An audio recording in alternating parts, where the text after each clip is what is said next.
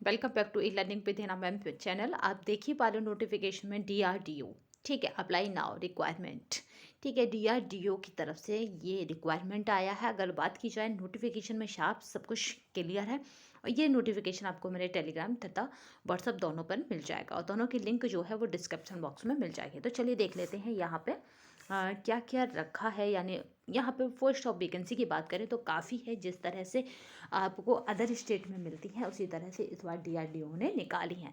ठीक है, अगर बात की जाए मंथली सैलरी की तो यहाँ पे बहुत अच्छा पैकेज है। अप टू यहाँ पे 67+ ही रहेगा। तो यहाँ पे 67,000 के आसपास आपकी सैलरी रहेगी। और यहाँ पे बात कर लेते हैं क्या है। तो junior research fellow and research associate है ये।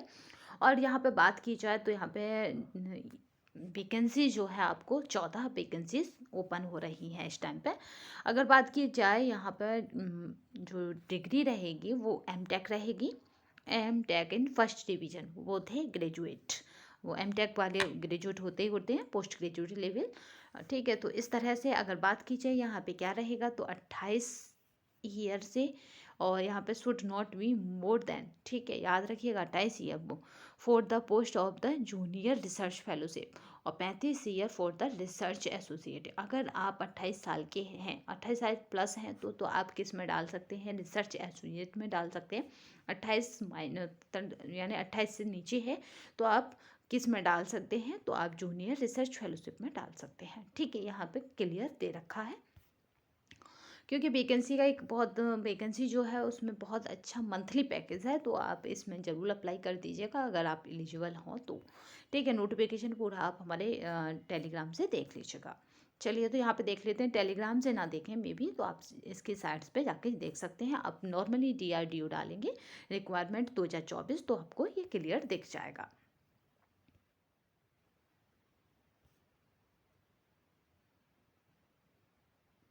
ठीक है, तो यहाँ पे 2 ईयर का आपको वो मिलेगा।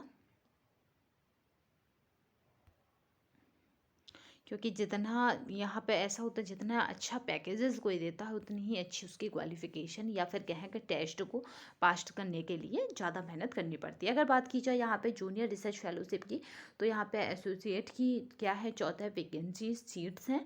तो यहाँ पे बात कर लेते हैं जूनियर रिसर्च फेलोशिप की 13 हैं। और यहाँ पे है यहाँ पे रिसर्च एसोसिएट तो यहाँ पे एक है। तो रिसर्च एसोसिएट और जूनियर रिसर्च फेलोशिप दोनों मिला के कितनी हो गई, टोटल 14 सीट हैं।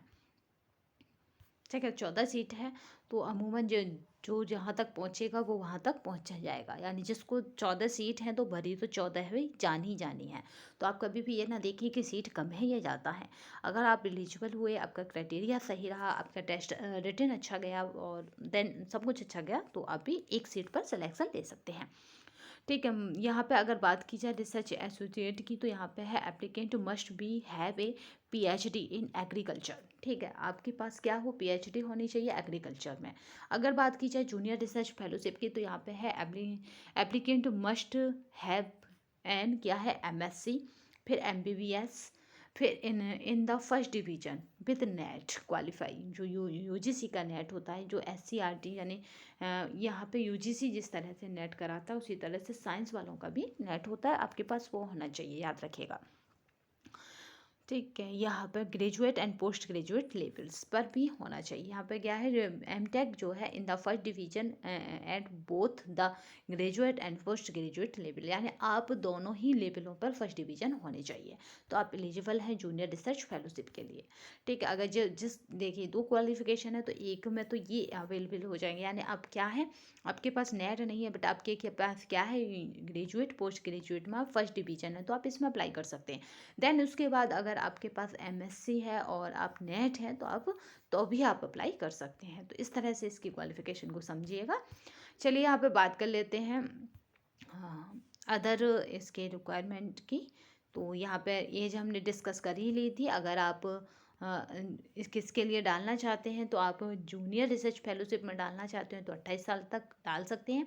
अगर रिसर्च एसोसिएट में डालना चाहते हैं तो 35 साल तक डाल सकते हैं।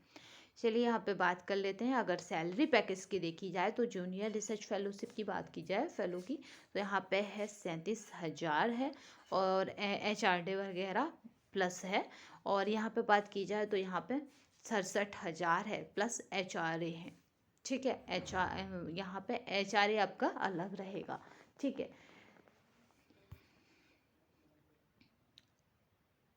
अगर बात की जाए यहाँ पे जूनियर रिसर्च फेलो की, तो यहाँ पे पीरियड क्या है, 2 ईयर रहेगा। Performance base of the external, यहाँ पे जो भी कुछ रहेगा पहले आप सिलेक्शन लीजिए, उसके बाद आपके परफॉर्मेंस पर डिपेंड करता है। चलिए नेक्स्ट देखते हैं। अगर बात की जाए डेट की, तो यहाँ पे क्या रहेगी, यहाँ पे डेट जो रहेगी वो क्या है, 15/2/24 है। और वेन्यू क्या रहेगा, तो दिखा यहाँ पे क्या है, तो ये चंडीगढ़ है। इसका जो वेन्यू है, आप क्या करें, इसका स्क्रीनशॉट ले सकते हैं और स्क्रीनशॉट लेके आप संभाल कर रख सकते हैं, क्योंकि selection for the candidate will the based on the walk in interview. ठीक है, जो सिलेक्शन का क्राइटेरिया रखा गया है, यहाँ पे किसी भी प्रकार का रिटन नहीं है। वॉक इन इंटरव्यू यानी इंटरव्यू के थ्रू आप इसमें जगह बना सकते हैं। ये यहाँ पे चंडीगढ़ की कोई जगह है, एरियाज फेज 2 में जाना है आपको। और यहाँ पे बिहार है। और वॉक इन इंटरव्यू यानी आपके पास ये क्वालिफिकेशन है तो आप यहाँ पे जा सकते हैं। कब जाना है, तो 15/2 को जाना है। चलिए, तो यहाँ पे केवल और केवल आपको याद रखना है कि यहाँ कोई रिटन नहीं, कोई यहाँ पे किसी भी तरह का नहीं है। आपको केवल और केवल चंडीगढ़ पे जाना है और आपके पास ये डॉक्यूमेंट्स होने चाहिए, तो आप यहाँ पे अप्लाई कर सकते हैं। तो आज के लिए बस इतना ही। नेक्स्ट सेशन में फिर मिलेंगे, तब तक के लिए धन्यवाद। वंदे मातरम, जय हिंद।